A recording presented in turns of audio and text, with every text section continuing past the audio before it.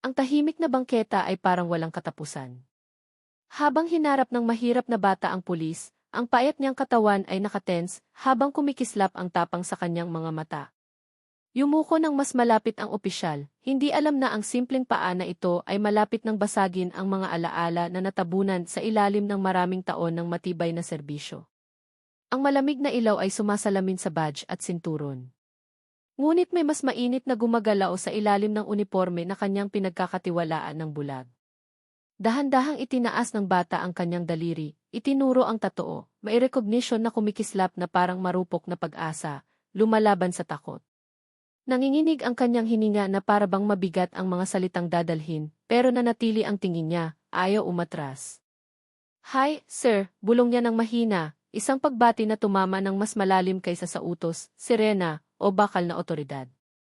Natigilan ng pulis, nabigo ang instincts habang tinusok ng boses ng bata ang rutina at matigas na disiplina. Isang kakaibang anino ang dumaan sa kanyang mukha, pagkalito na nagbanggaan sa damdaming matagal na niyang inilibing. Hindi inalis ng bata ang tingin sa tatoo, na para bang may kwento itong binubulong sa kanya ng tahimik. Nawala sa hangin ang ingay ng lungsod, naiwan lang ang hininga, tibok ng puso, at katotohanan na unti-unting lumalapit. Bumaba ng kusang ang kamay ng opisyal, mahigpit ang mga daliri, habang mas humigpit ang di nakikitang kapit ng sandali. Wala pa silang kamalayan na ang isang simpleng pangungusap na ito ay malapit ng baguhin ang lahat ng kanilang pinaniwalaang wala na magpakailanman.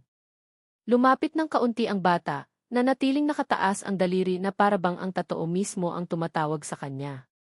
Sinundan ito ng tingin ng pulis, naningkit ang mga mata, hindi alam na bumagal na ang kanyang hininga at nagkanulo ang kanyang pulso. Bigla nang naramdaman niyang mas mabigat ang ink na simbolo, parang markang itinago ng panahon hanggang sa marupok na pagkikita na ito. Muling nanginginig ang boses ng bata, mas mahina na ngayon na para bang matatakot na mawala ang katotohanan kapag sinabi ng malakas. "Nakita ko na to dati," bulong niya. Mga salitang inosente ngunit matalim na sapat para hiwain ang mga taon ng katahimikan. Nilunok ng mahirap ng pulis, tuyo ang lalamunan habang pinipilit lumabas ang mga alaala kahit laban sa bawat instinct na pigilan ito. Sumulyap siya sa walang taong kalye, nararamdaman ang mga mata kahit walang malapit na makakarinig. Lumipat ang timbang ng bata ng paa sa malamig na lupa, hindi alam kung gaano kalakas ang simpleng presensya niya. Malayo ang sirena na umiyak, mas hinigpitan pa ang sandali, ibinabalot ang kapalaran sa kanilang dalawa ng dahan-dahan. Nanigas ang panga ng pulis habang nagsisimulang umusbong ang mga piraso ng nakaraang buhay laban sa mga dingding na kanyang itinayo. May hindi na sabi na dumaan sa pagitan nila, mas mabigat kaysa takot, mas magaan kaysa pruweba, ngunit imposible baliwalain. Sa paghinto na iyon, parang huminto ang gabi sa paghinga, naghihintay na matapos ng bata ang sinimulan niya. Dahan-dahang binaba ng bata ang kamay, saka muling tumingala na parang kinukuha ang tapang mula sa hindi nakikita, ngunit malalim na pamilyar. "May totoo na katulad nito ang tatay ko," sabi niya ng mahina. Mga salitang malambot ngunit sapat na mabigat para kalugin ang hangin ng gabi. Natigilan ang hininga ng pulis sa dibdib habang dumagsa ang mga natabunang alaala, ayaw nang manatili sa loob. Ang simbolong yon ay bihira, personal, at imposible pagkamalian, lalo na para sa batang ganito kabata at sigurado. Nagkarera ang isip niya sa mga nawawalang mukha, mga sirang pangako, at nakaraan na pinaniwala niyang nabura na ng tungkulin magpakailanman. Mahigpit na hinawakan ng bata ang kanyang punit na damit, hindi alam na nagsisimula na ang kanyang katotohanan na bumasag sa lalaking sinanay na hindi kailanman yumuko. Ang mga anino ng ilaw sa kalye ay humaba sa pagitan nila, pinapamulaklak ang linya sa pagitan ng batas, alaala, at mas malalim na bagay. Pinag-aralan ng mabuti ng pulis ang mukha ng bata, naghahanap ng kasinungalingan, ngunit nakita lang ang marupok at walang takot na katapatan. Isang mapanganib na pangalan ang bumantang sa kanyang dila, mabigat sa mga kahihinatnan na hindi pa siya handa harapin. Nanginginig ang kanyang mga daliri malapit sa radyo, napunit sa pagitan ng pagtawag ng backup o pakikinig sa tadhana. Naghintay ang bata sa katahimikan, nagtitiwala sa sandali, nagtitiwala sa estranghero na biglang naging mahalaga. At sa paghinto na iyon, ang dating nasirang ugnayan ay parang nakakatakot na malapit ng maibalik. Pinilit ng pulis na pakalmahin ang hininga, itinuwid ang postura. Ngunit nanatiling nagkanulo ang kanyang mga mata sa unos na tumataas sa loob niya. Tinanong niya ng mahina ang pangalan ng bata, nagulat kung gaano kakaiba ang kabaitan kumpara sa mga utos na karaniwan niyang ibinibigay. Sinagot ng bata ng walang pag-aalinlangan, isang simpleng pangalan na may bigat na hindi pa maipaliwanag ng pulis. Ang pangalang yon ay sumakit na umalingaw-ngaw, binubuksan ang alaala na kanyang inilibing sa ilalim ng mga taon ng katahimikan at pagsisisi. Isang mukha ng babae ang kumidlat sa isip niya, minsan ay gumingiti, saka nawawala habang hinila siya ng tungkulin palayo magpakailanman. Lumapit ng kusang ang bata, hindi alam kung gaano kadelikado ang pagiging malapit sa lalaking nagtatago mula sa katotohanan. Dumaan ang mga sasakyan sa likod nila, ngunit lumiliit ang mundo hanggang sa hininga at tibok ng puso lang ang tunay. Dahan-dahang lumuhod ang pulis, binaba ang sarili sa antas ng bata, natatakot na ang distansya lang ay maaaring basagin ang sandali. Pinag-aralan niya ng maingat ang mga mata ng bata, naghahanap ng pruweba na hindi pa siya handa tanggapin. May pamilyar na naninirahan sa tingin na iyon, nagpapadala ng kilig sa kanya kahit mainit ang gabi. Bigla nang naramdaman niyang mabigat ang badge niya, parang dingding na naghihiwalay sa kung sino siya ngayon sa kung sino siya noon. At sa marupok na katahimikan na iyon, mas lumalapit ang nakaraan, ayaw nang manatiling natabunan. Tinanong ng pulis tungkol sa tatay ng bata, pinanatili ang tono na neutral, kahit mas humigpit ang dibdib niya sa bawat segundo. Sinagot ng bata ng inosente, inilarawan ang lalaking na wala taon na ang nakalipas, nag-iiwan ng mga kwento imbes na sagot. Bawat detalye ay tumama sa pulis na parang mabagal na alinggaw-ngaw, masyadong tumutugma sa mga alaala na gusto niyang mali. Ang totoo, ang timing, ang katahimikan, lahat ay nagsisimulang magbuo ng hugis na natatakot niyang sabihin ng malakas. Sumulyap siya saglit palayo, pinapakalmahan ang sarili habang nagbanggaan ang tungkulin at katotohanan sa kanyang disiplinadong isip. Naramdaman ito ng bata, binaba ang boses, na para bang natatakot na maitulak palayo ang lalaki ng katapatan. Nagsalita siya tungkol sa paghihintay, sa paniniwala na babalik ang tatay dahil hindi nagsisinungaling ang ina tungkol sa pag-asa. Nanigas ang panga ng pulis, mas mabigat ang guilt kaysa sa badge o armas na dati niyang dala. Ang mga ilaw ng dumadaang sasakyan ay dumaan sa kanila, nagbibigay liwanag sa mga mukha na nakulong sa pagitan ng nakaraang pagkakamali at marupok na paniniwala. Na-realize ng pulis na hindi ito nagkataon lang. Walang random na pagkikita na nilikha ng tadhana. Tumibok ng mabilis ang kanyang puso habang muling sinusulat ang responsibilidad, hindi na limitado sa batas o uniforme. At sa unang pagkakataon sa maraming taon, natakot siya sa katotohanan higit sa anumang panganib sa kalye. Tinanong ng pulis kung saan nakatira ang bata, kahit ang boses niya ay nagpapakita ng mas malalim na pag-aalala kaysa sa routine na tanong. Itinuro ng bata pababa ng kalye, inilarawan ang mga gabi sa malamig na bangketa at pag-asa na pinalipas ng gutom. Bawat salita ay mas humigpit sa dibdib ng pulis, tumataas ang guilt habang masyadong malinaw ang mga larawan sa kanyang isip. Naisip niya ang buhay na tumatakbo paralel sa kanya, hindi nakikita ngunit nabuo ng parehong sirang nakaraan. Ang totoo ay parang nasusunog na ngayon sa kanyang balat, hindi na tinta, kundi paalala ng mga pagpili na hindi na naitama. Nilabanan niya ang pagnanais na abutin, alam na isang hawak lang ay maaaring gumuho ang mga dingding na itinayo niya para mabuhay. Napansin ng bata ang tensyon, akala niya galit, kaya umatras ng tahimik na may paumanhin. Ang maliit na pag-urong na iyon ay mas masakit kaysa sa akusasyon, hinihiwa ang armor na nabuo sa maraming taon ng kontrol. Nagbago ang ilaw ng trapiko malapit, tumatakbo ang oras, habang ang katotohanan ay humihingi na tumigil. Na-realize ng pulis na tinuruan siya ng tungkulin ng kaayusan, ngunit hindi kung paano harapin ang mga bunga ng pag-ibig. Nag-crackle ang radyo niya, saglit na hinila siya pabalik sa realidad. Ngunit hindi inalis ang tingin sa bata, at sa sandaling iyon alam niyang ang pag-alis ay maghihintay sa kanya ng mas malala kaysa sa pananatili. Nagdalawang isip ang pulis, saka dahan-dahang tinanggal ang cap, maliit na galaw na mas mabigat kaysa anumang pag-amin. Tinanong niya tungkol sa ina ng bata, maingat ang boses, na para bang bawat salita ay maaaring mabasag ang natitirang kontrol. Nagsalita ang bata tungkol sa lakas niya, mahabang gabi, at pangako na hindi niya tinigilan ang pananampalataya. Sabi niya, matapang ang tatay ng bata, may markang tinta, at nawala dahil sa hinihingi ng buhay na sakripisyo at katahimikan. Ang mga salitang yon ay tumusok ng malalim sa pulis, Tumutugma sa mga dahilan na minsan niyang sinabi sa sarili para makaligtas sa pag-iwan. Hindi pantay ang hininga habang perpektong nagkakatugma ang katotohanan, tinatanggal ang lahat ng nagkataon sa sandali. Lumapit muli ang bata, nararamdaman ang kaligtasan kung saan sandali lang na lumitaw ang takot kanina.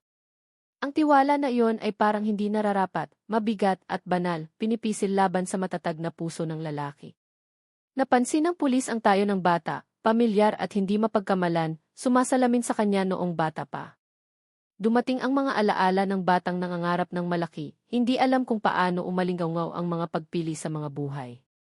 Dahan-dahang bumalik ang ingay ng kalye, ngunit nanatiling nakabitin sa marupok na tensyon ang espasyo sa pagitan nila. At na-realize ng pulis na nabibigo na ang pagtanggi habang nakatayo ng direkta sa harap niya ang responsibilidad. Ngayon, sa wakas, nagsalita ulit ang pulis, tinanong kung bakit lumapit ang bata sa kanya, kahit alam na ng puso niya ang sagot. Sabi ng bata, pakiramdam niya ligtas siya, pamilyar ang totoo, na parang gabay sa kanya ngayong gabi. Mabigat na tumama ang mga salitang iyon, tinanggal ang huling kalasag na itinaas ng pulis laban sa posibilidad. Tumingin siya sa kanyang braso, ang tinta ngayon ay parang mapa na nagdadala sa kanya, pabalik sa inabandunang katotohanan. Nervyos na gumalaw ang bata, nag-aalala na masyado siyang nagsalita, hindi alam na ang katapatan lang ang humahawak sa kanila. Mahaba ang katahimikan na sumunod, makapal sa mga tanong. Wala pa silang handang bitawan sa hangin. Lumambot ang mga mata ng pulis, nagpapakita ng labanan, takot, at bagay na mapanganib na malapit sa pag-asa. Tinanong niya ang edad ng bata, kinakalkula ang mga taon na sinikap niyang kalimutan. Perpektong tumugma ang sagot, tinatakan ang takot na iniiwasan niya mula sa unang bulong. Humigpit ang kanyang lalamunan habang nagbanggaan ang mga timeline, tinatanggal ang duda at pinalitan ng hindi matiis na kalinawan. Mabuti ang pagmamasid ng bata, nararamdaman ang pagbabago, nararamdaman ang bigat ng mas malaki kaysa salita. Dumaan ang mga sasakyan, patuloy ang buhay ng walang pakialam, habang nakatayo sa gilid ng pagbabalik ang kasaysayan ng pamilya. Na-realize ng pulis na kailangan ng sandali na ito ng tapang na minsan niyang kulang. Nang mas madali ang pagtakbo kaysa pananatili, huminga siya ng malalim. Alam na ang susunod na tanong ay maaaring magbago sa buhay nilang pareho nang hindi na maibabalik pa. At sa hiningang yon, handa nang tumayo ang katotohanan, naghihintay na tanggapin o tanggihan magpakailanman. Tinanong ng pulis ang huling tanong, halos hindi matatag ang boses, tinanong ang buong pangalan ng tatay ng bata ng mahina.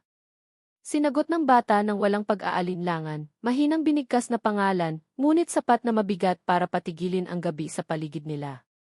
Sa pagkakarinig nito, naramdaman ng pulis na gumalaw ang lupa, perpektong nag-snap ang realidad ng walang awa. Ang pangalang yon ay ang kanyang nakaraan, pagkakamali, hindi natapos na pangako na muling sumulpot ng walang babala. Bahagyang nanghina ang kanyang tuhod habang gumuho ang mga taon ng pagtanggi sa bigat ng katiyakan ng bata. Mabuti ang pagmamasid ng bata sa reaksyon niya, nararamdaman ang paglalahad ng katotohanan, ngunit hindi pa naiintindihan ang kahulugan. Nag-flicker ang mga ilaw sa kalye sa itaas, ang mga anino ay parang saksi sa matagal ng overdue na pag-amin. Dahan-dahang tinanggal ng pulis ang guwantes, na parang tinatanggal ang proteksyon na hindi na niya nararapat. Mababaw ang kanyang hininga, napunit sa pagitan ng takot sa katotohanan at takot na mawala ang sandaling ito magpakailanman. Lumapit muli ang bata, nagtitiwala sa instinct, hindi alam kung gaano karupok ang lalaki sa harap niya. Lahat ng iniiwasan ng pulis ngayon ay nakalantad, humihingi ng tapang imbes na pagtakas. At sa pangalang binigkas na iyon, opisyal ng inangkin ng nakaraan ang kasalukuyan, walang daan pabalik. Sa wakas ay tumango ang pulis, may mga luha na nagbabanta sa kontrol habang tinatanggap ang katotohanang kinatakutan niya sa maraming taon. Sinabi niya sa bata na umupo sa tabi niya, hindi na estranghero, kundi isang mahalaga at dapat protektahan. Tumalima ang bata ng kalmado, nararamdaman ang kaligtasan nang hindi pa alam ang lalim ng kumpirmasyon. Nagsalita ang pulis tungkol sa mga pagkakamali, sa pag-alis ng imposibleng manatili, sa katahimikang pinili kaysa tapang. Nangako siya sa bata na hindi aksidente ang pagkikita na ito, ni hindi papayagan ng tadhana na iwan niya ito. Hindi na parang kalasag ang badge, kundi responsibilidad na ayusin ang matagal nang nasira. Tahimik na nakinig ang bata, mas nagtitiwala sa tono kaysa salita, sa presensya kaysa paliwanag. Malayo ang umalingaw na sirena, ngunit nanatiling hindi nagalaw ang sandali, marupok at lubos na tao. Inilagay ng pulis ang mahinang kamay sa balikat ng bata, pinag-ugat ang kanilang dalawa sa realidad. Sabi niya, bukas ay magiging iba na, kahit nananatili ang kawalang katiyakan sa hangin ng gabi. Sa unang pagkakataon, naramdaman ng bata ang pag-asa na naninirahan imbes na gumagala, matatag at mainit. At habang nakatayo silang magkasama, nagsimulang muling isulat ang hinaharap mula sa sugat na minsan iniwanang bukas. May paraan ang katotohanan na makita tayo, kahit gaano katagal ang distansya, takot at dahilan ang sumubok na burahin ito. Ang pagtaka sa responsibilidad ay maaaring maging ligtas sandali, ngunit tahimik na dinadala ng panahon ang bawat hindi natapos na pangako. Ang kawalang malay ng bata ay maaaring matuklasan ang mga katotohanang hindi maitago ng kapangyarihan, otoridad, at katahimikan sa maraming taon. Ang tunay na tapang ay hindi sa suot na uniforme o badge, kundi sa pagharap sa mga bunga ng mga pagpiling ginawa sa takot. Hindi nagmamadali ang tadhana. Ngunit hindi rin ito nakakalimot sa mga daang tinawid, sugat na iniwanang bukas, o pag-ibig na inabandona. Minsan ang pinakamaliit na boses ang nagsasalita ng pinakamalakas na katotohanan na sapat para itigil ang buong buhay sa galaw. Hindi tayo tinutukoy magpakailanman ng mga pagkakamali, ngunit ang pagtanggi na ayusin ito ay mas nakakasira kaysa sa kabiguan. Hindi mababago ang nakaraan, ngunit naghihintay ng matyaga ang hinaharap sa katapatan at pananagutan. Ang pag-ibig na inabandona ay hindi nawawala. Naghihintay ito, madalas sa anyong hindi inaasahan, humihingi ng pagkilala. Nagsisimula ang paghilom sa sandaling matapos ang pagtanggi, at pinalitan ng responsibilidad ang yabang at pag-iwas. Bawat bata ay nararapat na makaranas ng presensya, higit sa pangako at aksyon higit sa paliwanag. Nawawalan ng saysay ang otoridad kapag nakalimutan ang katauhan, ngunit nakakakuha ng lakas kapag pinangunahan ng awa. Tahimik na nagbibigay ang buhay ng pangalawang pagkakataon na nakatago bilang mga nagkataon na matapang nating tinatanggap. Ang pagharap sa katotohanan ay maaaring masakit ng malalim, ngunit ang pag-iwas dito ay mas matagal at mas malalim ang sugat. Sa huli, nagsisimula ang pagtubos kapag may pumili na manatili imbes na tumakbo palayo.